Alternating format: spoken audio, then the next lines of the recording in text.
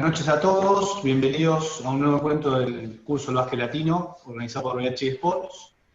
Hace su presentación, su segunda presentación, Carlos Ulloa, que es profesor de educación física, licenciado en kinesiología, magíster en biomecánica, académico de la Universidad de los Lagos y tiene pasos por la Liga Nacional de Básquet de Chile con el equipo de Osorno y con la selección mayor adulta de Chile. Carlos, bienvenido. Ya te damos el ok para que inicies con tu presentación. Perfecto, muchas gracias Juan Pablo. Aprovecho de saludar a todos y a todas, contento de estar en esta segunda presentación que es mi despedida en esto, y la idea es poder hacer un vínculo con lo que conversamos en la sesión anterior y poder cerrar hoy día de una manera especial. Ahí tenemos preparados algunos elementos para poder cerrar de una manera colaborativa. Yo creo que esa es la mejor señal que nos da VHI Sport, esta forma de trabajar de forma colaborativa. Yo creo que lo mencioné en la sesión anterior y es súper importante. Bueno, entrando en materia, bajo esta lógica, esta mirada educativa, esta mirada deportiva, ¿no es cierto?, como una forma de marcar diferencias. Yo soy profesor de educación física y tengo la camiseta bien puesta como profesor de educación física, y siento que hoy día es muy importante este tema. Lo quise conectar con la vulnerabilidad desde el punto de vista fisiológico, musculoesquelético que podría tener el cuerpo humano, sobre todo cuando se ve sometido a un deporte tan exigente, ¿no es cierto?, como lo es el básquetbol, que sin la debida preparación, obviamente, esto podría traer consecuencias a corto, mediano, largo plazo si no se toman los resguardos, que un poco el objetivo de esta presentación pasa por ahí. No pasa por ver ni tratamientos, ni aspectos relativos a la rehabilitación, sino que concentrarnos en aspectos conceptuales que nos van a permitir entender de alguna manera y tener una visión crítica y multidimensional de los fenómenos que ocurren en torno a una lesión deportiva, cualquiera sea esta. En la sesión anterior abordamos algunos aspectos de las lesiones agudas, las lesiones crónicas, ¿no es cierto?, fundamentalmente en el pie, y fundamentalmente las lesiones del tendón calcáneo o el tendón de Aquiles. Comprometer también, está hecho el compromiso desde la sesión anterior de formar esta red de colaboración. Ahí están mis redes sociales, todo el material que voy generando en el trabajo de docencia universitaria siempre está plasmado en estas redes sociales, nos podemos conectar. Yo creo que eso también es una muy buena señal y es muy importante poder rescatar y destacar en este tipo de jornadas. Así que ahí está mi Instagram, Twitter, correo electrónico, ante cualquier duda, inquietud o forma de poder colaborar, siempre disponible, está hecho ese compromiso. Hoy día no me toca competir con la NBA, afortunadamente, no hay partidos, pero si no también la imagen, ayer tuve la suerte de estar mirando el partido muy cerca de Manu Ginóbili. Si no me ven, ahí estoy. Algunos dirán que la foto es trucada y que yo me agregué ahí. ¿Y por qué les muestro esta imagen y por qué parto así? Porque quiero comprobar que soy el que está, y más encima estoy con una polera de Manu, porque ayer pasaron cosas importantes en el partido que perfectamente las podemos vincular con la presentación de hoy día. Nos quedó, para conectarlo directamente, lesiones de tobillo en dos jugadores importantes. Aquí están las lesiones, como estaba tan cerca las pude captar, las pude guardar y hoy día se las comparto para partir esta presentación. Primero, Jimmy Butler, miren lo que ocurre, se dobla el tobillo de una manera impresionante. Aquí en la repetición se puede observar de mejor manera. Miren lo que ocurre con su tobillo, la forma en que se dobla ese tobillo, un típico mecanismo de inversión, ¿no es cierto?, es una 15 de tobillo de tomo y lomo. Dicen que va a jugar, que es el único que estaría disponible para el juego 2. De los otros dos no se sabe, la gravedad de sus lesiones es mucho mayor. Una de las conclusiones importantes de la primera presentación es que la gran mayoría de las lesiones en el básquetbol son en el tobillo. Y esta es una muestra importante. Cerca del 21%, 22% de todas las lesiones en el básquetbol son en el tobillo. Y miren lo que ocurre acá, y quiero que seamos bien agudos con el análisis, porque aquí el mecanismo de lesión no parece tan grave, pero resulta que la lesión de Goran Dragic es mucho más grave que la de Jimmy Butler. Miren, por favor, esta imagen. Él incluso observa qué ocurrió, algo que describimos en la sesión anterior a propósito de la lesión del tendón calcáneo, pero él sigue sin mayores inconvenientes. ¿Cuál es la lesión que él tuvo? Él tuvo un desgarro o una ruptura de la fascia plantar de su pie izquierdo. Y él, de los tres jugadores, es el que está más en duda.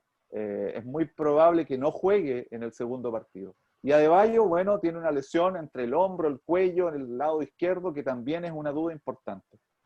Al final de la presentación les voy a hacer una pregunta, a ver si podemos aplicar todos los conceptos que hemos conversado en estas dos sesiones. Esta podría ser, estaba tan cerca, no la tengo en exclusiva la eco, pero esta es una imagen de una rotura parcial de la fascia plantar. Si se dan cuenta, en rojo se observa un espacio muy amplio que estaría demostrando esta lesión. Y abajo se notan líneas, ¿no es cierto?, una al lado de la otra, la verdad, que no da a entender que hay una lesión de este tipo. Lo más probable es que Goran tenga una lesión muy parecida a este tipo. ¿Por qué parto de esta manera? Porque mi foco fundamentalmente es la prevención, pero a través de la educación. Existe abundante evidencia científica hoy día. Estuve revisando unos artículos antes de entrar acá del año 2018, 2019, 2020, donde se hacen análisis retrospectivos, donde se hacen estudios longitudinales a largo plazo, donde se estudian el tipo de lesión que tienen los deportistas. Pero a mí me gustaría ir al primer peldaño, el peldaño conceptual, tal como lo hice en la sesión anterior. Algunas conclusiones para los que se conectan en esta segunda sesión, de la primera sesión, digamos, es que el básquetbol es muy intenso, presenta cambios bruscos de dirección y velocidad, ¿no es cierto?, desplazamientos laterales, torsiones, saltos, aceleración, desaceleración, aterrizajes y aterrizajes desbalanceados, ojo con ese último concepto, más de 50 saltos por partido, esfuerzos múltiples, 1000 cambios de dirección. Esto es el básquetbol, 70% de los esfuerzos oscilan entre los 11 y los 40 segundos, al igual que las pausas. Por lo tanto, frente a esto, frente a esta intensidad, tenemos que tener ciertos resguardos. Hoy día nos vamos a enfocar en la articulación de rodilla y vamos a darnos cuenta que esos factores asociados al sujeto y asociados al ambiente son súper importantes de considerar. Hoy día, un entrenador, un preparador físico, un kinesiólogo y todo el staff que está vinculado al básquetbol, a un equipo, debe estar súper pendiente de cada uno de estos factores. Debemos estar observando cómo ese jugador camina, cómo corre, cómo se desplaza, cómo frena. Tenemos que empezar a pesquisar ese tipo de detalles. Es muy importante la observación, porque a través de la observación uno podría identificar potenciales problemas que los podrían llevar a tener una lesión. Disfunciones musculoesqueléticas, desbalances musculares. Hablábamos de las pruebas de salto, el hop test, donde podemos observar algunas diferencias entre un hemicuerpo y otro. La edad es un factor predisponente, el sexo, el peso, la altura, alteraciones posturales, rodillas más juntas, rodillas más separadas, en fin. Y factores asociados al entrenamiento, al tipo de calzado, al tipo de superficie. Estos factores nos van a acompañar siempre, no solamente en las lesiones de tobillo, de pie, de rodilla, en todo tipo de lesión vinculada al deporte. Conclusión importante de los dos primeros videos que les compartí, el mecanismo de lesión también nos entrega información importante. ¿Cómo se lesionó el deportista? Muchas veces hay un correlato, hay una relación muy directa en la forma en que yo me lesioné y el tipo de lesión que pueda tener. Aunque no es directamente proporcional, muchas veces el mecanismo de lesión es totalmente distinto a la potencial lesión que yo podría tener. Pero siempre es importante observar porque cualquiera podría decir que Goran Dragic estaba simulando la lesión, porque la verdad es que no fue tan escandalosa como la lesión de Jimmy Butler, pero resulta que es más grave. Por lo tanto, el mecanismo de lesión también nos entrega información importante. Por último, a modo de conectar los conceptos que vimos en la sesión anterior, señalar que por más preparación, por más indumentaria adecuada, canchas impecables, ¿no es cierto?, alimentación adecuada, horas de descanso, sueldos millonarios, programas preventivos, que llegamos a la conclusión que los programas preventivos en el deporte son muy importantes, sobre todo en el básquetbol. Igual ocurren lesiones. Las lesiones van a estar presentes siempre. Todos estos jugadores muy destacados, muy connotados, han tenido algún tipo de lesión importante. Y eso nos convoca hoy día. Hoy día nos vamos a centrar fundamentalmente en las lesiones de rodilla, pero aquí hay un estudio que les compartí también en la sesión anterior, donde se analiza la gravedad que potencialmente puede tener una lesión. No son comunes las lesiones del tendón calcáneo, pero generan un efecto súper importante en la permanencia del deportista en su deporte, ¿no es cierto? Habitualmente habíamos dicho que en este estudio longitudinal de más de 48 años de análisis de videos, ¿no es cierto?, buscando lesiones de estas características, encontraron 44 roturas con una edad promedio de 28 años. habitualmente la temporada número 7 era la temporada donde tenían la lesión. ¿Dónde ocurrían? Fundamentalmente en los juegos de inicio de temporada. ¿Qué pasó post lesión? Muchos no volvieron a ser los mismos, bajaron sus rendimientos, bajaron sus números, y eso también nos entrega una señal importante. Llegamos a la sesión de hoy día, y hoy día, conectando todos estos temas, factores intrínsecos y extrínsecos, características y el perfil del basquetbolista, la intensidad con que se juega, la incidencia de las lesiones. Ojo, después de las lesiones de tobillo en el básquetbol, en segundo lugar vienen las lesiones de rodilla. El primer lugar se lo llevan los esguinces de tobillo, el segundo lugar se lo llevan las lesiones en rodilla, y ojo, no cualquier lesión, lesiones de ligamento cruzado anterior. Pero la rodilla, como vamos a hacer una revisión anatómica, y ahí me voy a poner en el lugar de un profesor, ¿no es cierto?, que es habitualmente lo que hago con mis estudiantes de pedagogía en educación física, hacer una revisión de la anatomía de la rodilla, pero de una manera sencilla, clara, pertinente, y que les pueda servir de herramienta a ustedes también para poder entender la dinámica que tienen este tipo de lesiones. Encontré este estudio, que es un estudio que hace una revisión de muchos estudios, y estudios que analizaron muchos deportistas, muchos basquetbolistas, ¿no es cierto? Esta es la epidemiología de las lesiones en el básquetbol, y se hace una revisión sistemática, que se empiezan a detectar una serie de artículos que han estudiado las lesiones en el básquetbol. Y miren lo que encontraron, conclusiones súper importantes. Nos vamos a ir directamente a las lesiones de rodilla. Ahí las voy a encerrar en rojo para que la puedan visualizar. De un total de 2.305 lesiones que están descritas en estos estudios, nos damos cuenta que la incidencia de lesiones en la rodilla alcanza el 20.6%, no es menor lo que ocurre a nivel de rodilla. Y, perdón, 17.8%. En las mujeres es un 20.6%. Hay más lesiones en las mujeres que en los hombres, lesiones de rodilla fundamentalmente. Y aparece en el segundo lugar dentro de todas las lesiones deportivas, como les decía anteriormente. Nos vamos a centrar en este estudio para poder ir compartiendo algunos elementos que van a ser importantes para entender la dinámica de las lesiones a nivel de rodilla. Algunos elementos que nos pueden ayudar. Primero, como grandes conceptos asociados a esta parte de la presentación. En el básquetbol, la mayoría de las lesiones ocurren en las extremidades inferiores, predominando el tobillo y en segundo lugar la rodilla. El ligamento cruzado anterior es la segunda lesión deportiva más frecuente después de los esguinces. Nos vamos a centrar ahí. Vamos a hablar hoy día también de las lesiones meniscales, que son muy comunes en el básquetbol, las lesiones tendinosas y las lesiones del ligamento cruzado anterior. Son más frecuentes en mujeres que en hombres, con una relación de 3:1. Las mujeres se lesionan más, podría haber un elemento ahí relacionado con la hiperlaxitud ligamentosa, ¿no es cierto?, la inestabilidad, y básicamente el desbalance muscular que podría existir. En niños, niñas y adolescentes, la cantidad de lesiones en el básquetbol alcanza el 16.3%. Ojo, los entrenadores de series bajas.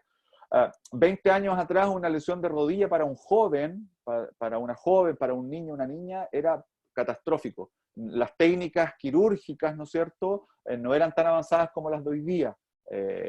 Son tremendamente costosas. También hay un tema económico y financiero de por medio. Por lo tanto, los programas preventivos aquí aparecen como un elemento súper importante en la prevención. En el básquetbol competitivo, el 19.5% de las lesiones corresponde a lesiones de rodilla, de un total de 1.027 lesiones analizadas en este estudio.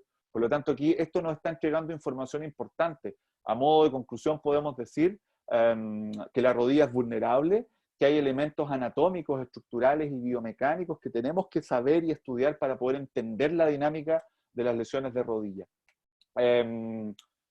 Les muestro esta secuencia de imágenes para que se vea el comportamiento que tiene la articulación de rodilla. Miren cómo desplaza la rótula, cómo se mueve cada vez que nosotros hacemos una flexo-extensión.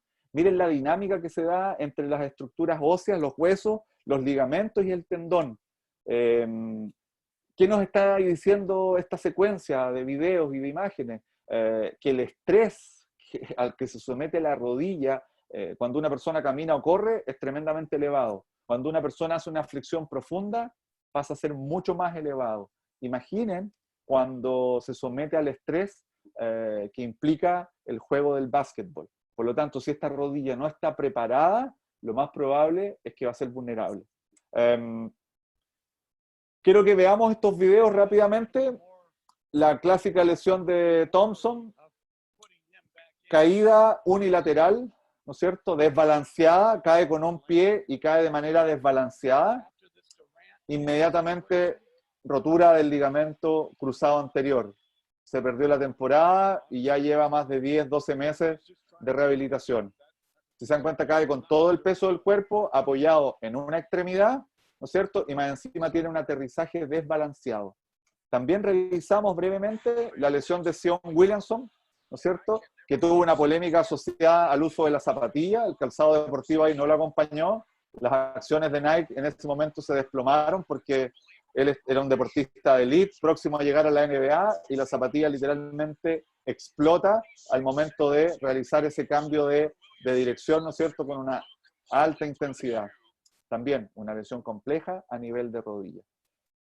Radiografía de rodilla, les presento la rodilla vista por lateral. Se observan 3 huesos básicamente: el fémur que viene desde arriba, la tibia que viene desde abajo, y adelante aparece la rótula como un personaje bastante importante a considerar. La rótula tiene un elemento muy característico que también vamos a analizar hoy día.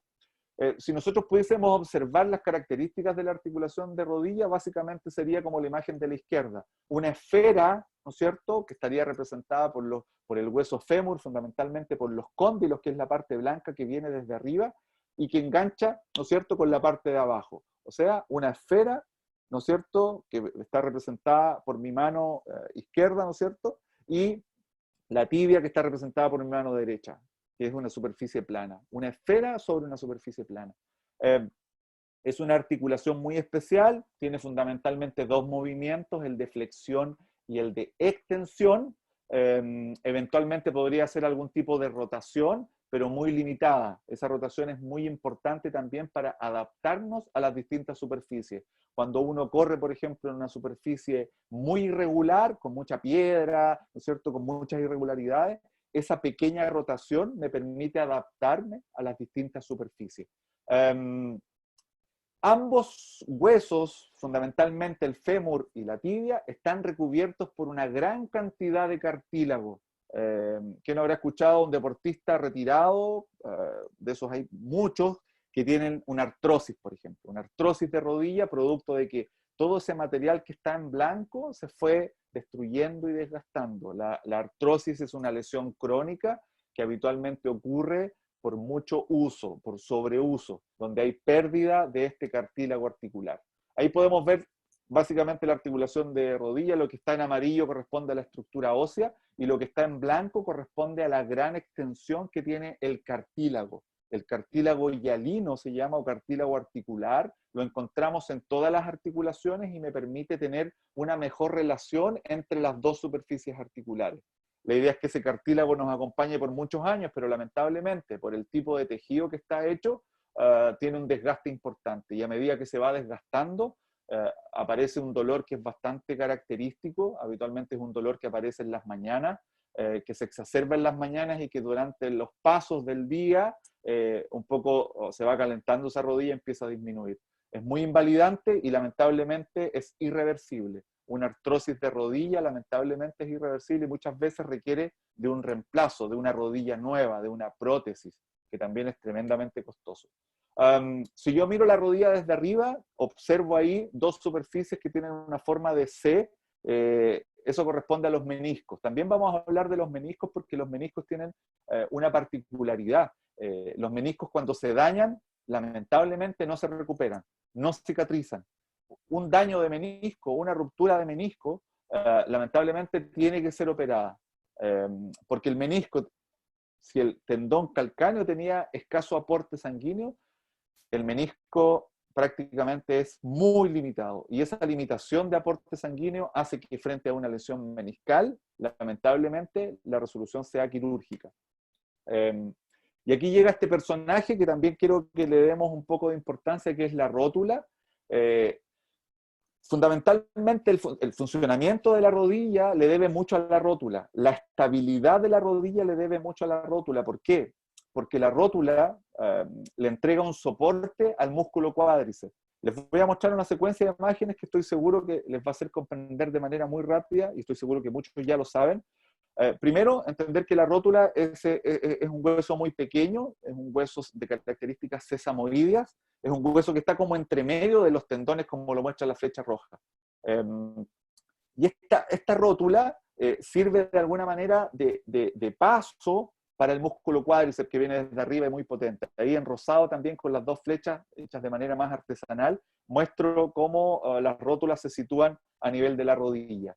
La rótula tiene una base superior y un vértice inferior, y como les decía anteriormente, está metida entre los tendones, entre el tendón rotuliano y el tendón cuadricipital. El tendón cuadricipital es el que está sobre la base de la rótula hacia arriba, y en el vértice hacia abajo encontramos el tendón rotuliano, que también son tendones muy, muy importantes en el básquetbol producto del salto.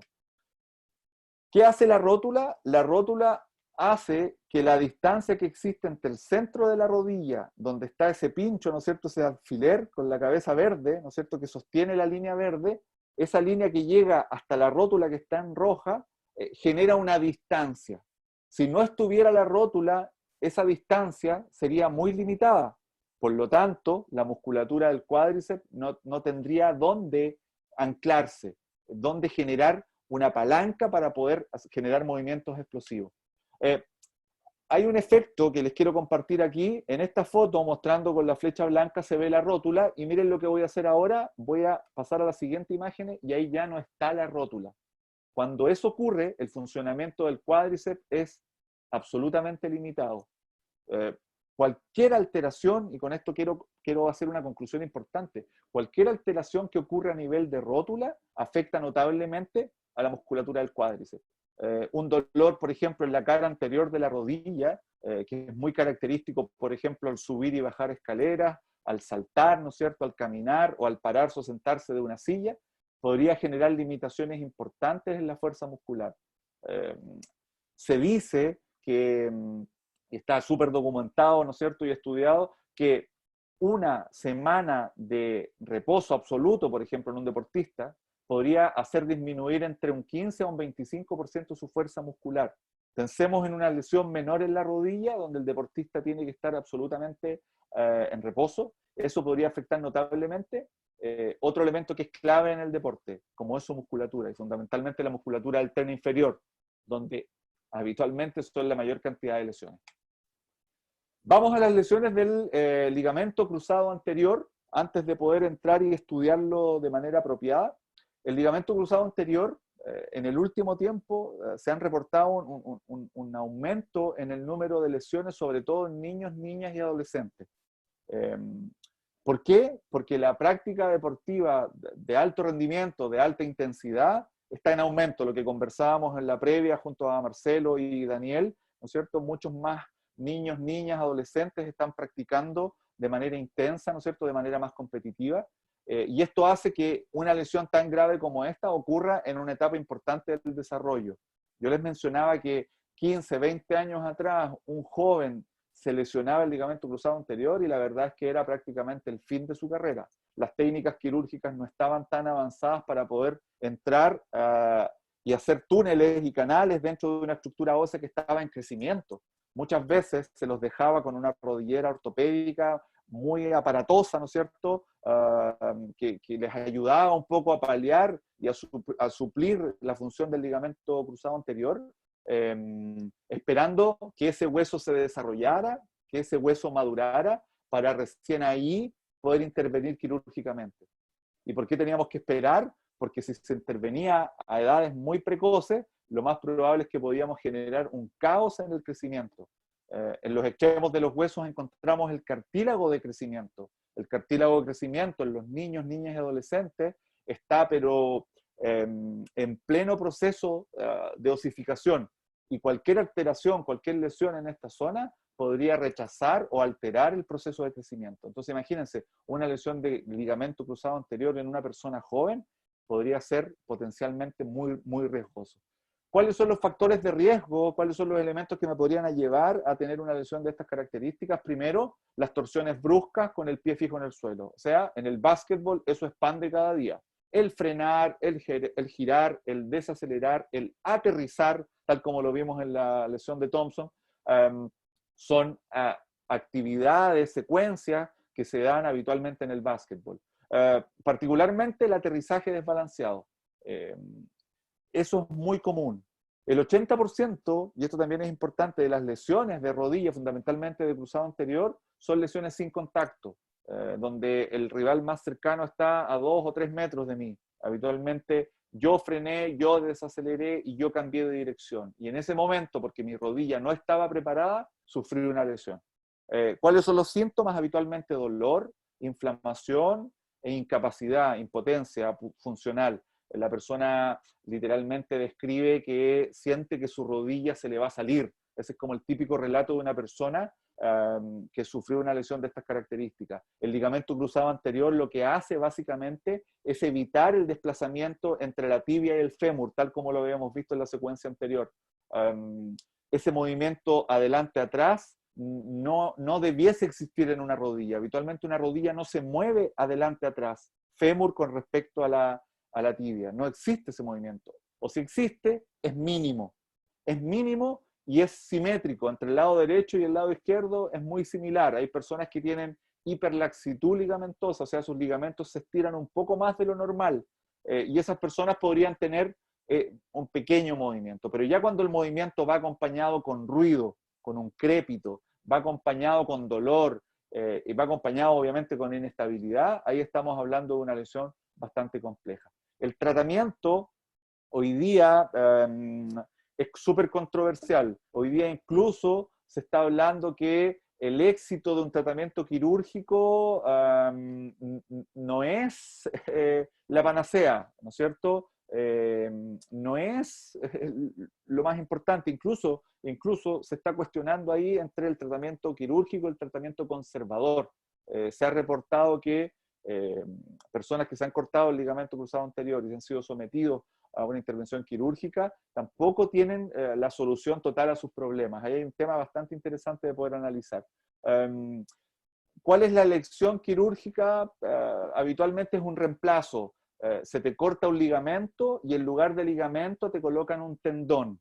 Entonces, es una cuestión de sentido común. Donde hay ligamento, el ligamento tiene ciertas características elásticas, de tensión, ¿no es cierto?, de una función particular, están hechos de células y de tejidos específicos.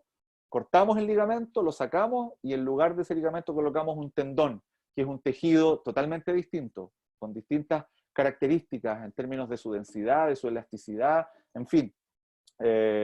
Habitualmente esa es la solución. ¿Y dónde te sacan tendón? Te lo sacan de la misma rodilla y te sacan tendón de la rótula, ¿no es cierto?, el tendón rotuliano, o te sacan tendón de parte de un grupo muscular que se llaman los isquiotibiales, ¿no es cierto?, donde sacan particularmente un tendón que es muy largo y ese tendón lo preparan y lo colocan en el lugar del ligamento cruzado anterior. Esa es la solución que hoy día se está dando. Habitualmente hay dos técnicas quirúrgicas que son las que más se utilizan, que es se llama así HTH, que es hueso, tendón, hueso, ¿no es cierto? Donde te sacan parte de la rótula, un trozo de tendón rotuliano y un trozo de tibia muy pequeñito. Y la otra técnica es la STG, que vendría a ser semitendinoso gracilis, que son parte de músculos que están ubicados en el muslo por posterior. Desde ahí sacan tendón a la misma persona y lo colocan. También se ha reportado que están utilizando injertos de cadáveres, ¿no es cierto?, de un banco de injertos. Tú compras tu injerto, te lo envían y te lo colocan. La verdad es que los resultados con una y con otra, habitualmente hay diferencias. Se está optando por el autoinjerto, no por un aloinjerto que vendría a ser un injerto de cadáver. Materiales sintéticos hoy día no se usan porque básicamente hay una condición que tiene que ver con la propiocepción, con el aspecto neural, ¿no es cierto?, la conexión con el sistema nervioso que habitualmente no da resultado. Y de hecho ese es un gran punto y súper controversial en torno a la elección de la cirugía.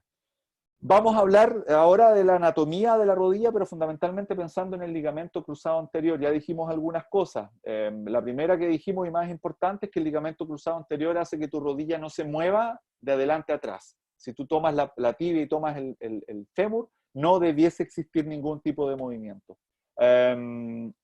Existe el ligamento cruzado anterior y el ligamento cruzado posterior, y ambos se encargan de darle estabilidad a la rodilla en ese sentido. El punto rojo que estamos observando ahí corresponde al ligamento cruzado posterior y el punto celeste corresponde al ligamento cruzado anterior. ¿Dónde encontramos todo esto? Lo encontramos dentro de la rodilla, por eso se dice que los ligamentos cruzados anterior y posterior son ligamentos intraarticulares, están dentro de la articulación, pero tienen una particularidad, están fuera de la cápsula. La cápsula articular es una especie de bolsa que envuelve a toda la articulación. Entonces, súper particular esa característica de decir que los ligamentos cruzados anterior y posterior están dentro de la articulación, pero están fuera de la cápsula. La flecha amarilla mostraría cómo se juntan estos dos ligamentos y cómo entregarían estabilidad a la rodilla. Miren el tremendo espacio que hay. La flecha roja me está mostrando todo el espacio que queda de alguna manera libre de cápsula y es donde se ubican los ligamentos cruzados, dentro de la rodilla. O sea, si se cortan, la única posibilidad es la intervención quirúrgica. Dicho sea de paso, una intervención quirúrgica del ligamento cruzado anterior sin mayores complicaciones es tremendamente costosa. Es prácticamente comprarse un auto sedán nuevo del año en tu rodilla, reemplazando para entender un poco y hacer una proporción de lo que ocurre. La rodilla, en general, está provista de una gran cantidad de músculos que le entregan estabilidad. Estabilidad por delante, por detrás, por dentro, por fuera, e intrínseca. Ahí estarían los ligamentos cruzados. Encontramos músculos como, por ejemplo, los gemelos que llegan sobre rodilla, ¿no es cierto?, que entregarían estabilidad por posterior. Hay un músculo muy importante que se llama el popliteo oblicuo, que son músculos que están ubicados por posterior. Por lateral, la estabilidad habitualmente es entregada por dos ligamentos, el ligamento colateral medial y el colateral lateral. Son ligamentos que entregan estabilidad a la rodilla para que la rodilla no se mueva, ¿no es cierto?, en ninguna dirección. Y hacia adelante, por delante, tenemos al tendón rotuliano, que le entrega estabilidad a la rodilla. Entonces la rodilla está bien provista de elementos que le entregan estabilidad. Elementos activos, como los músculos, así se les llaman, y elementos pasivos, como los ligamentos, la cápsula y todo lo demás. Por lo tanto, desde ese punto de vista, el punto de vista anatómico, del punto de vista biomecánico, la rodilla está bien provista de estabilidad. Ahora, ¿por qué se lesiona? Porque esos elementos empiezan a desbalancearse, por ejemplo. Empieza a haber un predominio de un grupo muscular con respecto a otro y ahí aparece un escenario bastante complejo. Imágenes del ligamento cruzado anterior, con el punto amarillo vemos un ligamento cruzado anterior impecable, indemne, sano, ¿no es cierto? Se ve así como muy potente, muy resistente, y en la imagen en celeste, con el punto celeste, encontramos una rotura del ligamento cruzado anterior, ¿no es cierto? Muy, muy despeinado, ¿no es cierto? Con muchas fibras dando vuelta, con mucha congestión, podríamos decir, ¿no es cierto?, con muchos cuerpos extraños que se liberan, y frente a una lesión de este tipo, la cirugía básicamente busca restaurar la estabilidad de la rodilla. ¿Y cómo lo hace? Punto verde, reconstrucción del ligamento cruzado anterior, en lugar del ligamento colocamos un tendón. Y esa es la razón del por qué una rehabilitación del ligamento cruzado anterior es tan larga. Se hablan de 10, 12 meses para volver a retomar la práctica deportiva. ¿Y por qué tanto? Si una lesión deportiva, un daño en un tejido debiera estar listo, si es de una magnitud importante, 4, 6, 8 semanas. ¿Por qué 12 meses? Y básicamente la razón es un proceso que se conoce como ligamentización, o sea, como que el tendón se tiene que transformar en ligamento. Parece absurdo, porque eso no va a ocurrir. Es absurdo. Jamás un tendón va a tener las características del ligamento. Entonces, ahí tenemos otro elemento para rescatar. ¿Por qué? Porque, claro, estamos colocando tendón en lugar de ligamento y sabemos que el tendón nunca va a ser igual que el ligamento, desde el punto de vista de su elasticidad, desde el punto de vista de su composición, de las células, de su histología, de las características del tejido, y menos de la capacidad de soportar tensión, aunque el tendón es mucho más fuerte, pero el ligamento es mucho más elástico. Entonces, ahí se genera una controversia importante en torno a la presencia de un tendón en lugar de ligamento. Respecto a las lesiones meniscales, yo les planteaba que una lesión meniscal es compleja porque el menisco por naturaleza tiene escaso aporte sanguíneo. Por lo tanto, cuando un tejido tiene poco aporte sanguíneo, poca vascularidad, pocas arterias que llegan ahí, que lo irrigan, pocos vasos que lo irrigan, cuando se daña, no tenemos sangre, y si no tenemos sangre o tenemos muy poca sangre, no tenemos suministro de oxígeno ni de nutrientes. Entonces, jamás va a reparar por sí solo.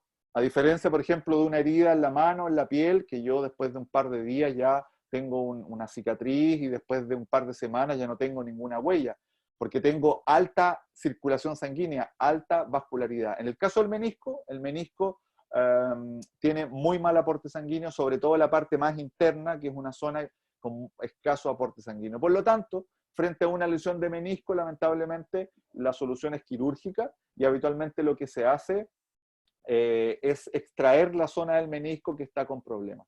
A fines de los 70, 80, mediados de los 80, particularmente lo que hacían frente a una lesión meniscal en Alemania, por ejemplo, hay un estudio muy emblemático frente a esto, que extirpaban completamente el menisco. Tú tenías una lesión en el menisco muy pequeñita y lo que hacían era entrar, sacar todo el menisco y se iban todos los problemas.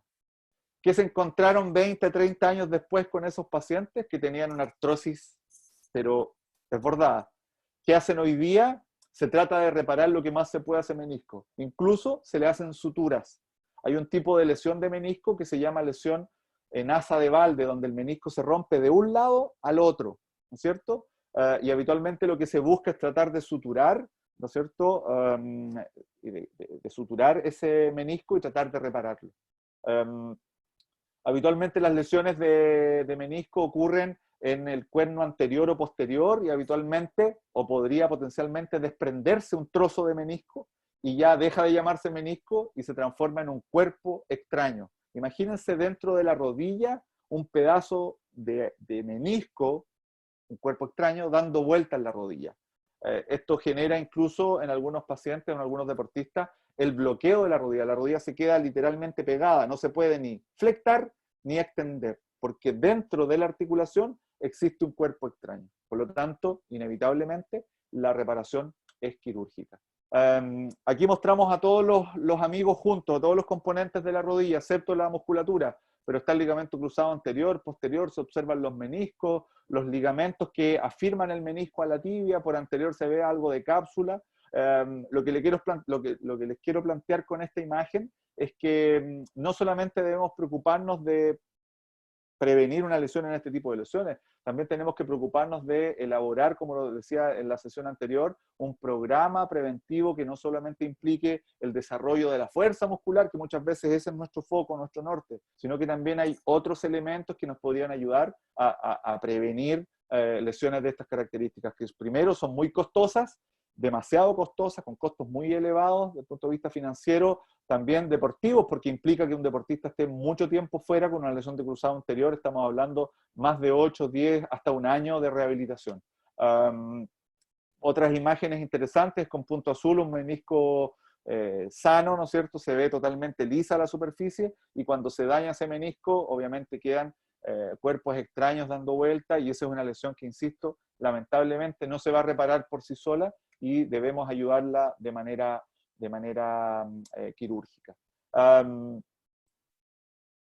¿Cómo estamos con el tiempo? Justo ahora hacemos una pequeña pausa, pero para que antes de entrar al último tema, que son las lesiones fundamentalmente de columna vertebral y específicamente hernias del núcleo pulposo, que me gustaría hacer una revisión también importante porque hay lesiones importantes a nivel de columna, como por ejemplo la hernia del núcleo pulposo, que no es muy habitual. Habitualmente una lesión del núcleo pulposo a nivel de columna ocurre particularmente por un sobreuso, ¿no es cierto? Por un envejecimiento y una pérdida de agua del disco intervertebral. Me gustaría que le echemos un vistazo al final de esto.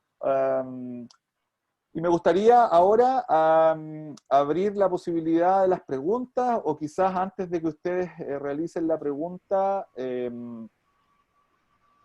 Sí, Carlos, mira, justo acá me Dale. escribieron una pregunta. Yo mientras Gustavo instalo Candia, esto... Gustavo, ahí, a ver si te veo, acá está. Aquí está el micrófono, Gustavo, todo tuyo. ¿Qué tal? Buenas noches. Hola, Carlos. Hola, buenas Mi noches. consulta va por el tema de la rotura de los ligamentos que comentaste y de los tratamientos quirúrgicos.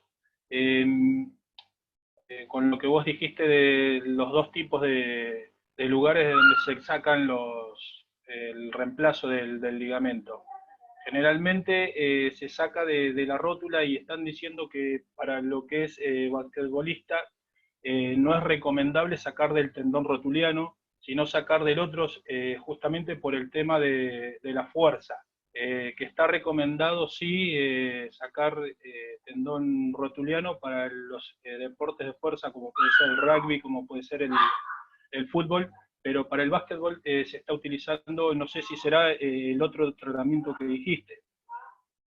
Hay desierto de eso.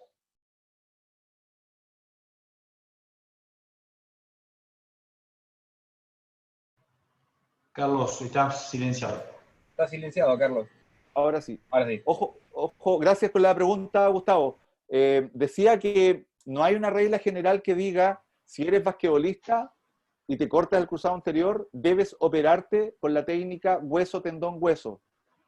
Ojo con eso, porque efectivamente lo que tú dices está muy bien. El básquetbol requiere el aparato flexo-extensor que esté perfecto. El aparato flexo-extensor es lo que nos permite hacer salto, ¿no es cierto? Frenar, saltar, girar, frenar, todo eso, donde el cuádriceps, la rótula y la rodilla en general es muy importante. Ahora, todo va a depender de las características del sujeto, del deportista. Va a depender de la junta médica. Los médicos van a conversar, van a evaluar, van a tomar la mejor decisión en función de cuál será la mejor intervención quirúrgica. Lo que les quiero aclarar acá es que no hay una norma, una regla general que diga que si eres basquetbolista sí o sí tienes que usar ese tipo de técnica. No es así, pero obviamente la más usada es la semitendinoso. El semitendinoso, a ver, los isquiotibiales, que son los músculos que están por posterior de la rodilla, son 3, el semimembranoso, el semitendinoso y el bíceps femoral. Entre los 3 se juntan y forman los isquiotibiales, los famosos isquiotibiales. Uno de ellos es el que aporta parte de su tendón, que es un tendón súper largo. Entonces sacan tendón de la misma persona, lo preparan y ese tendón lo colocan en el lugar del ligamento.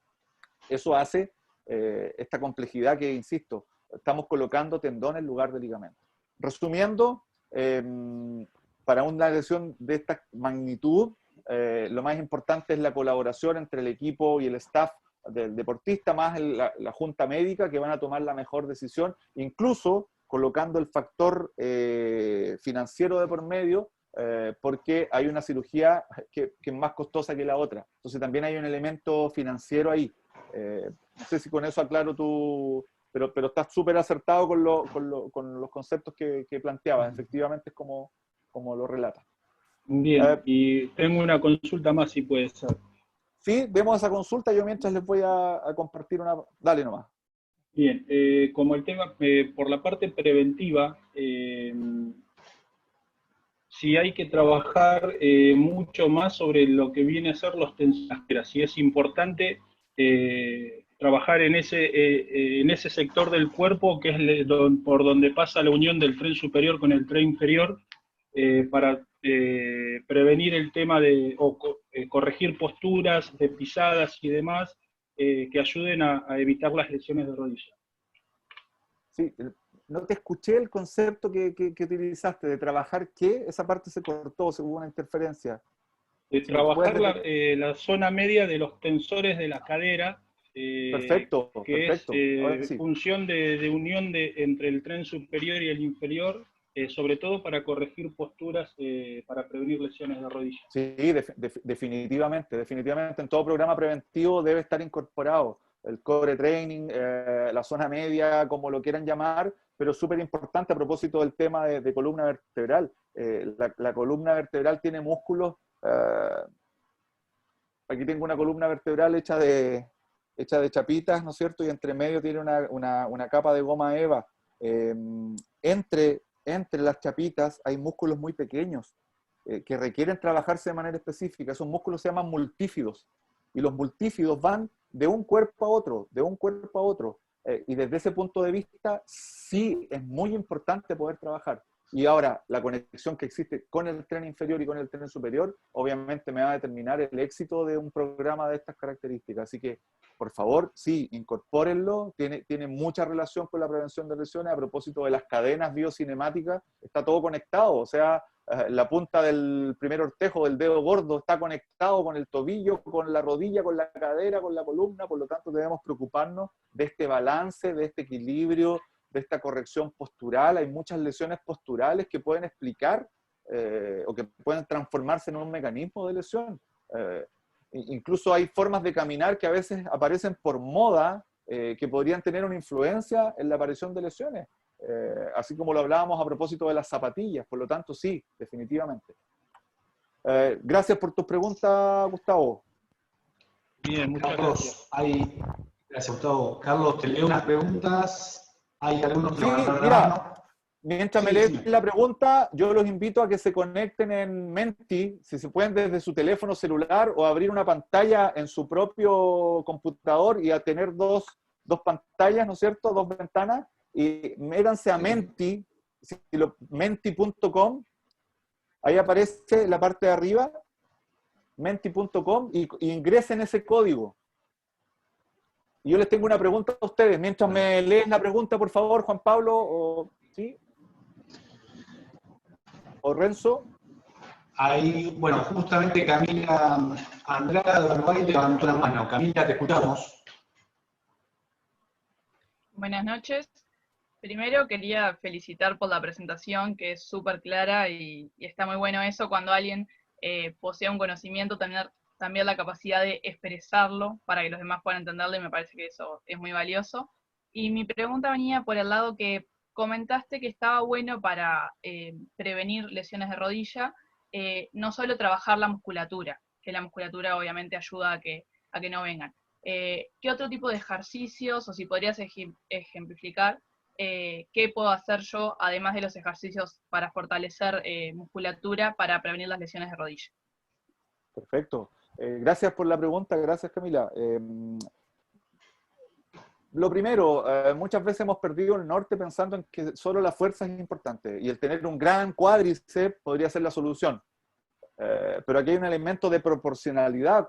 Cuando yo tengo mucho cuádriceps y muy bonito, muy desarrollado, muy marcado, pero no me he preocupado de las otras musculaturas, lo más probable es que sea un factor de riesgo para una lesión de rodilla. Por lo tanto, la fuerza no lo es todo, es importante, pero ojo, la fuerza en equilibrio, la fuerza en proporción con las otras musculaturas. Y ahí se da una relación de amor y odio entre el cuádriceps y los isquiotibiales. Muchas veces nos preocupamos del cuádriceps y nos olvidamos de los isquiotibiales. Los dos son igual de importantes, sobre todo en nuestro deporte, en el básquetbol. Después aparecen los aductores, ojo, la relación entre aductores y abdominales, a propósito de las pubalgias en el básquetbol. En fin, no todo es fuerza. Si podemos incorporar en nuestro programa de preventivo ejercicios posturales, cambios de dirección, ejercicios propioceptivos, neuromusculares, ¿no es cierto?, con estímulos de por medio, ese programa va a quedar mucho más redondo, en el sentido de que va a incorporar todos los elementos, todas las aristas que tienen que ver con la prevención de lesiones. Y desde ese punto de vista, siento que un programa debe ser así de variado. Debe ser así de variado porque, a propósito de la presentación de Leandro la semana pasada, donde nos decía esto, que claro, efectivamente los músculos se adaptan, el deportista se acostumbra a los mismos gestos, los mismos movimientos, y resulta que después lo sacamos de eso y podemos también llevar a una lesión. Así que eso, gracias Camila, y gracias a las 17 personas que ya han contestado. La pregunta es la siguiente, yo se las hago a ustedes ahora. Ustedes están en la final de la NBA, frente a mí, sentados frente a mí, yo estoy en la galería. Son los entrenadores de Miami, tienen 3 jugadores lesionados. ¿Qué harían? ¿Qué harían? Les di algunas opciones. Aquí vamos a mostrar lo que podría potencialmente ocurrir. 18 personas me dicen que esperan y respetan lo que me diga el informe médico. Muy bien, muy bien. Con esto me queda súper claro que el efecto de las presentaciones en el área de la prevención, de la rehabilitación, de la medicina deportiva, es considerada por los entrenadores. Independiente si usted es preparador físico, si es kinesióloga o kinesiólogo, si es entrenador o entrenadora, la pregunta aquí es súper clara, es ¿qué harían ustedes? Y la gran mayoría, diría con un porcentaje abrumador, esperan y respetan lo que diga el informe médico. Hay 2 personas que sacrifican el partido 2 y presionan para que vuelvan el partido 3. Y ninguna persona obliga al jugador a jugar. Me parece súper valiosa la respuesta. Y que tiene mucha relación también con los objetivos de este curso, que tiene que ver con la prevención y la promoción de hábitos de vida saludable, independiente que sean en la alta competencia. Así que maravilloso. 24 respuestas, 24 personas se lograron conectar ante las tres preguntas. Y hagamos la otra de inmediato, son 2. Bien. La segunda dice, ¿estamos en la hora? No, tenemos ¿Estamos, no? 15 minutos tenemos. Ah, perfecto, maravilloso. 15 minutos.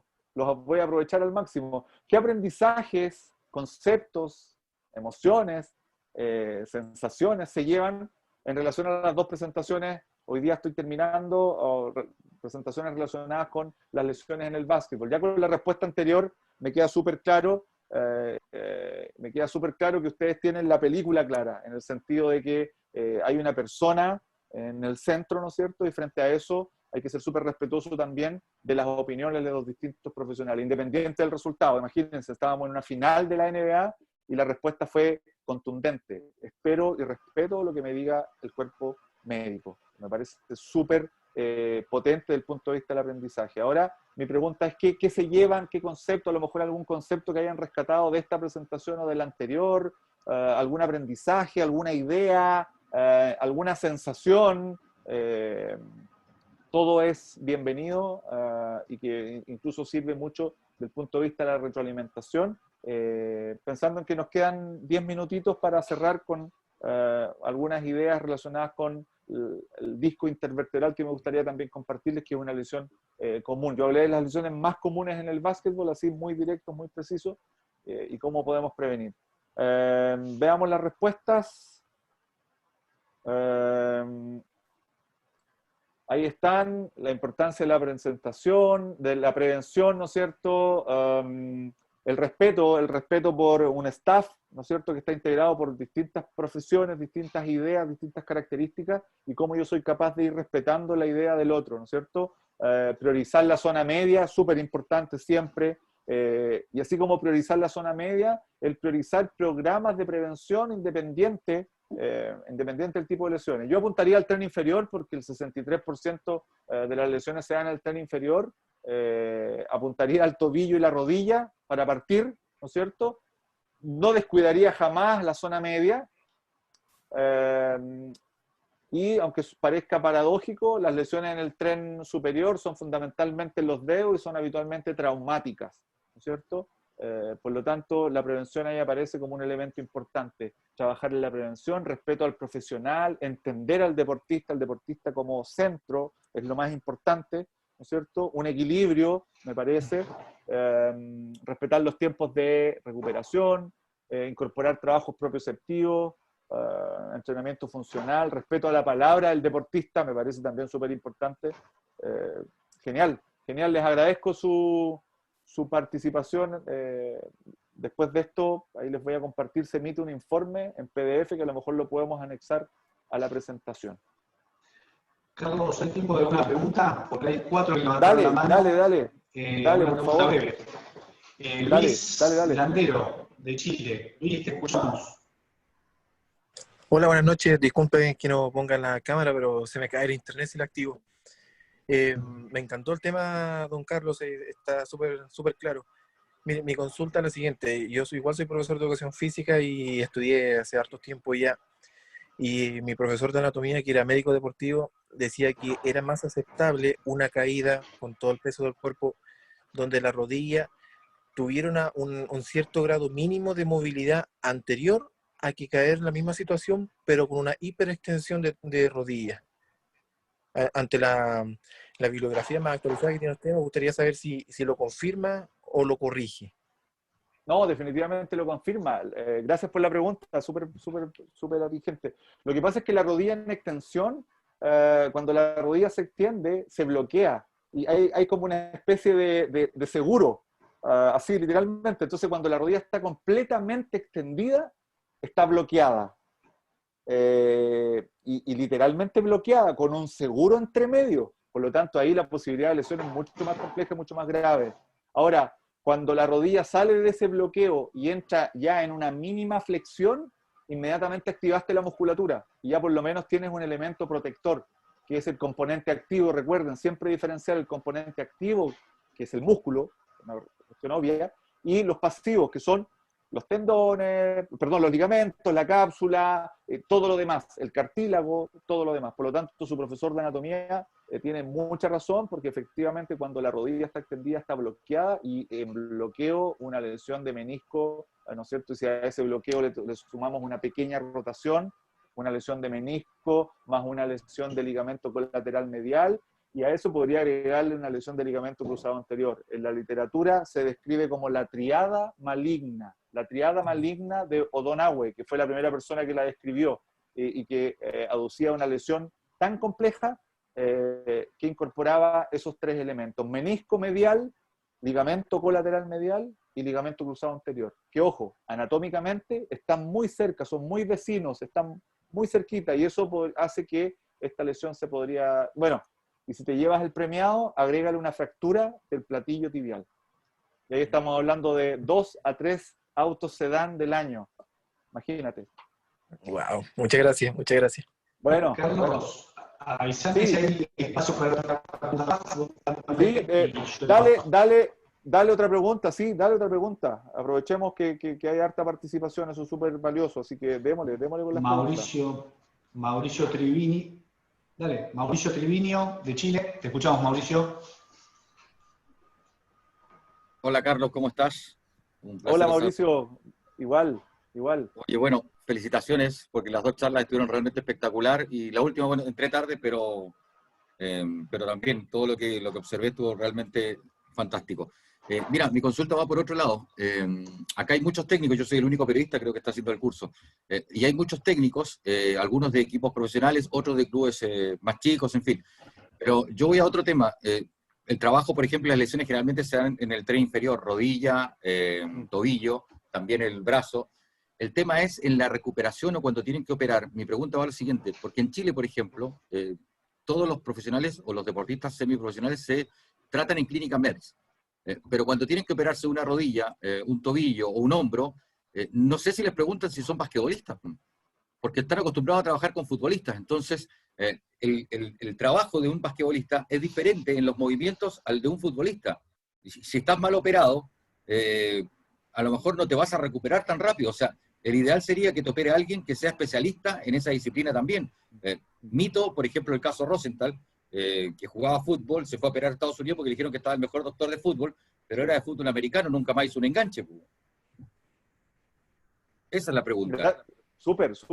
Gracias, Mauricio. Mira, un poco complementando lo que había planteado Gustavo hace un rato, la decisión habitualmente es una decisión súper conversada y consensuada que incorpora múltiples elementos, incluso el financiero, porque ¿qué pasa si ese basquetbolista que se operó no tiene los recursos y tampoco tiene la bonificación de alguna institución, ¿no es cierto? Y tiene que optar por una cirugía. También está el componente económico de por medio. Ahora, efectivamente, los deportes son totalmente distintos, los movimientos son distintos, por lo tanto la elección, a propósito de lo que decía Gustavo muy bien, se opta, por ejemplo, en vez de hueso, tendón, hueso en el básquetbol, se opta por semitendinoso. Ya, pero también hay otras variables que están incluidas. Por lo tanto, yo, mira, no, quiero pensarlo así, que la decisión, insisto, es consensuada, es conversada con el deportista, con el cuerpo técnico, con los dirigentes, y se llega a tomar la mejor decisión, sobre todo en una institución que me imagino que es especializada en temas deportivos, donde, imagínate que antes esas lesiones les colocaban yeso por 6 meses, un esguince de tobillo en la antigüedad, era la segura 3 semanas de yeso, y hoy día lo que se promueve es desde el primer día movilización, carga precoz. Imagínate cómo han cambiado las cosas. Entonces, esto evoluciona rápido, pero sí es súper importante el trabajo colaborativo, y bueno, esta es una señal, pues, si hay periodistas maravillosos, si hay entrenadores, entrenadoras, deportistas, basquetbolistas, preparadores físicos, bueno, nos queda en el inconsciente esta tarea de trabajar de esa manera. Así que Gracias por la pregunta, Mauricio, y un tema súper pertinente que me parece súper digno de poder resaltar. Me quedan 7 minutos, una pregunta más, que ahí veo a Pablo que está listo para, para partir. Dale, Carlos, si querés seguir con la presentación y después los minutos que queden los damos para las preguntas. ¿Sí? ¿Sí? Bueno.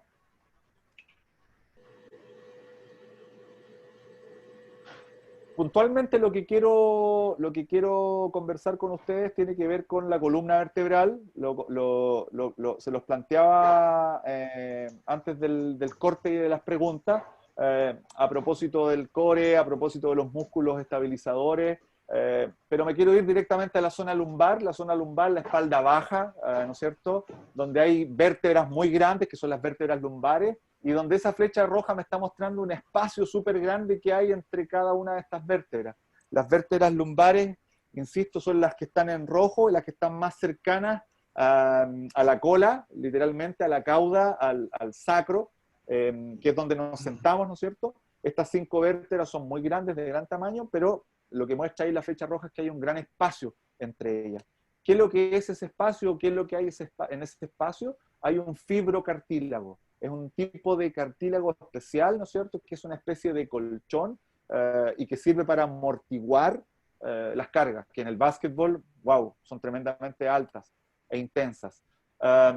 Estos discos intervertebrales existen en toda la columna vertebral, pero particularmente los de la zona lumbar, que es la que está con la flecha roja, es donde habitualmente se presentan lesiones. Yo estoy seguro que todos y todas hemos escuchado hernia L4, L5, hernia L5, S1, ¿no es cierto? Refiriéndose a L4, L5, la vértebra lumbar 4 con la 5, el disco que está entre medio, o refiriéndose a la última lumbar con el sacro, y ahí llamamos L5, S1. Ese es como un diagnóstico muy característico, muy típico a nivel del básquetbol.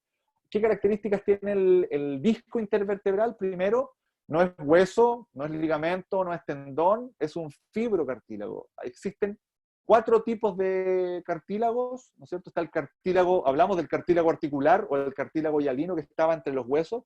Hablamos del cartílago de crecimiento que estaba en los huesos de los niños, niñas y adolescentes, ¿no es cierto?, que están en crecimiento. Pero también está los cartílagos elásticos, que lo encontramos en las orejas, lo encontramos en la punta de la nariz, que es otro tipo de cartílago. Y el cuarto tipo de cartílago es el fibrocartílago. Ahí encontramos los meniscos, pero también encontramos los discos intervertebrales. ¿Qué características tiene el disco intervertebral? La flecha roja muestra lo que se conoce como núcleo pulposo, que es una especie de sustancia gelatinosa que está al interior del disco intervertebral. Y lo que está en morado, la otra flecha, está mostrando unos anillos que recubren completamente a este núcleo pulposo. ¿Cuándo empieza el problema? Cuando esos anillos se rompen y parte del núcleo pulposo, que es una sustancia gelatinosa, comienza a salir. Y ahí aparecen los problemas. Les muestro 3 tipos de discos. El primero, que está en celeste con el número 1, es un disco sano, joven, muy hidratado. Pero miren lo que ocurre después. En la imagen 2 con amarillo aparece, ya se nota más seco, se nota más añoso, ¿no es cierto?, y con una mayor cantidad de daño. Se nota en un núcleo pulposo, ahí se ve una N y una P en el centro, que ya está como no tan limitadito como el anterior. Y ni hablar del disco número 3 en color rojo, que es un disco que está severamente dañado, donde los anillos que rodeaban al núcleo pulposo se rompieron y donde el núcleo salió y generó caos, lo que conocemos como una hernia discal. Ahí la imagen muestra una lesión también, a propósito de la lesión de Rudy Fernández, que tuvo una hernia que lo dejó fuera por un tiempo. Es una lesión también que podríamos encontrar a nivel del básquetbol. Este es un corte real, ¿no es cierto?, donde muestra 2 vértebras que están bastante complicadas en torno a la salida de este núcleo pulposo. Y ojo, en verde se ve parte del núcleo pulposo, la flecha verde, pero la flecha celeste está mostrando una zona por donde pasan nervios. Por lo tanto, cuando hay salida de este material, de este núcleo pulposo, por eso se llama así, el concepto hernia, cuando uno tiene una hernia, es que tiene la salida de algo salió. Puede ser una hernia abdominal o inguinal, ¿no es cierto? Aquí la hernia es del núcleo pulposo que sale y se contacta con una estructura nerviosa, con un nervio, y eso genera, aparte de dolor, inflamación, también genera unos síntomas que son característicos de la compresión de un nervio, genera pérdida de fuerza, genera adormecimiento, genera una sensación como de una corriente eléctrica, y eso es bastante incómodo y limitante para un basquetbolista. Lo planteaba Gustavo, y efectivamente la postura tiene un rol también importante en esto. Cómo podemos corregir la postura, cómo también hay programas para poder, preventivos de fortalecimiento equilibrado, proporcionado entre los distintos grupos musculares. Porque aquí no me sirve tener los abdominales marcados si resulta que nunca hice ningún ejercicio, ningún esfuerzo del punto de vista posterior, ¿no es cierto? En mi zona media, en mi zona baja, digamos, mi espalda baja, donde hay músculos, como les decía, hay músculos como el lápiz que van desde la vértebra de arriba y llegan a las vértebras del medio, pero también hay elementos más pequeños que van desde una vértebra hasta otra. Así de específicos son los músculos a nivel de la columna vertebral. Bien, equipo, con esto hemos llegado al final. Quiero ser súper respetuoso con el tiempo porque después viene Pablo. Estoy súper contento de haber participado de esta jornada. Queda el compromiso de colaborar a partir de mis redes sociales ante cualquier inquietud. Agradezco su disposición, su buena onda, su buena energía. Me sentí súper cómodo y siento que fue una tremenda experiencia de aprendizaje para mí también. Yo creo que cuando uno tiene esa disposición de aprendiz y de poder también aprender de ustedes, es súper valioso. Y yo en ese sentido agradezco a Daniel, que me invitó a participar de este proyecto. Estoy súper agradecido, Daniel. Hemos trabajado codo a codo desde hace mucho tiempo y de verdad me encantó poder estar de nuevo colaborando en este proyecto que me parece súper interesante. También agradecerle a Renzo y a Juan Pablo, que siempre han tenido una muy buena disposición para que esto se desarrolle de la mejor manera. Así que estoy muy contento, sobre todo muy agradecido de todos los aprendizajes que me llevo en esta jornada y con la disposición de seguir colaborando a través de que nos podamos conectar y colaborar. Hoy día es mucho más fácil esa forma de colaboración. Y ese es el futuro también, está quedando súper claro. Bueno, Carlos, la verdad que te felicitamos y te agradecemos. Sí, dale. Yo quería agradecerte personalmente porque es cierto, para mí ha sido de mucha ayuda tanto en Provincial Osorno cuando trabajamos como en las selecciones de Chile, porque nos has acompañado con todas las categorías, así que sé de tu disposición para aportar siempre, de tu capacidad y de tus ganas siempre de progresar. Te he visto levantarte a las 7 de la mañana en México para explotar de conocimientos a la persona que estaba ahí a cargo. No me olvido de todo eso. Mincho Todorov, un personaje a nivel mundial. Bueno, y es una muestra de tus ganas de estar permanentemente capacitándose, así que estoy muy agradecido, te mando un abrazo y siempre en contacto. Gracias. Gracias a ti, Daniel. Gracias a ti. Gracias, Daniel. Carlos, había una última preguntita. Sí, dale. ¿La podemos hacer? Sí. Tony Luis. Saludos, Carlos. Hola, Tony. Hola. Sí, te escucho. ¿Hay algún estudio que se haya hecho del porqué de tantas lesiones en la rodilla en los últimos años? Wow, buena pregunta. Desconozco si hay un estudio así de específico, pero sí podría compartirte algunos antecedentes desde mi experiencia y desde el estudio de a lo mejor de otros artículos o de otras publicaciones que puedan. Definitivamente la forma de jugar ha ido evolucionando, eso todos lo sabemos. El otro día revisaba, no sé, y ahí ustedes son los expertos, pero ya con el lanzamiento de 3 puntos, ya en 5 años la cosa cambió total y absolutamente. Así como cambió eso, también han cambiado algunos elementos en términos de la intensidad, de la forma, que podrían explicar este tipo de situaciones. La cantidad de partidos por temporada, el hecho de volver, siendo bien contingente con lo que ocurre ahora, post cuarentena, ¿no es cierto?, volver a jugar a esa intensidad. Ya los Miami, si colocamos el ejemplo de la NBA, imagínate, 3 jugadores lesionados, y eso también te puede dar luces respecto a que, claro, los tejidos del cuerpo humano, los tejidos corporales, no son eternos, y frente a la sobrecarga, al sobreuso y al estrés permanente, obviamente se pueden lesionar perfectamente. Y si se lesionan, yo creo que esa es la principal reflexión que nos podemos llevar. Si se lesionan a ese nivel, perfectamente nos podemos lesionar a un nivel inferior en términos de intensidad, de tipos de partidos, de cantidad de partidos.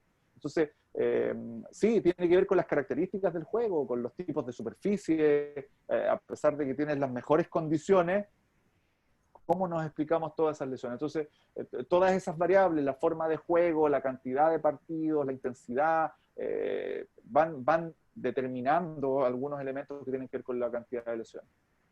Y definitivamente. En todas esas cosas que menciona, sí, ¿habrá el detalle, el uso de qué tipo de tenis está usando? Sí. Mira, es controversial ese... Ahí sí te puedo dar más datos. Es controversial el uso de las zapatillas, lo conversamos en la primera sesión. Pensemos en Jimmy Butler, que tuvo un esguince de tobillo. Yo no sé si él antes había tenido otro esguince de tobillo, se volvió a lesionar ese tobillo. Pero lo más probable es que si él aparece, podría aparecer con otro tipo de zapatilla, porque la zapatilla con la que se lesionó era una zapatilla baja, ¿no es cierto? Y lo más probable es que aparezca con una protección, que no creo que sea solo tape. Lo más probable es que sea una tobillera rígida, como lo hablamos en la sesión anterior, como también lo habló y lo reforzó Leandro, que eso sí está reportado. Ahora, no hay una relación directa en que diga que si tú tuviste un esguince y lo quieres prevenir, sí o sí tienes que usar caña alta y más porque siempre es controversial y se deja, hay criterios que imperan, pero entre caña baja y caña alta, mejor caña alta, entre venda elástica, tape y tobillera rígida, ¿no es cierto? Eso sí, está súper claro. Ahora, no es absoluto, criterio, pero sí, definitivamente sí, influye. Gracias, Carlos. Bueno, Carlos, te agradecemos y te felicitamos. Te están mandando saludos y te felicitan de toda Latinoamérica, prácticamente en el chat. Maravilloso. Así que nada, te agradecemos nuevamente y seguimos en contacto. Muchas gracias por todo. Y yo veo a Pablo ahora. Pablo Colefi, sí. Hacemos un break. Está confiado Pablo todavía no lo largamos ahora. Gracias, Carlos. Qué difícil que me la pones, Carlos, ¿eh? ¿Cómo? Perdón, Pablo. Qué difícil que me la pones, la bala está muy alta, Es que ahora me tocó de preliminar, la semana anterior me tocó de partido de fondo, y claro, no es fácil, pero confío en ti, Pablo. Muy alta, un fenómeno.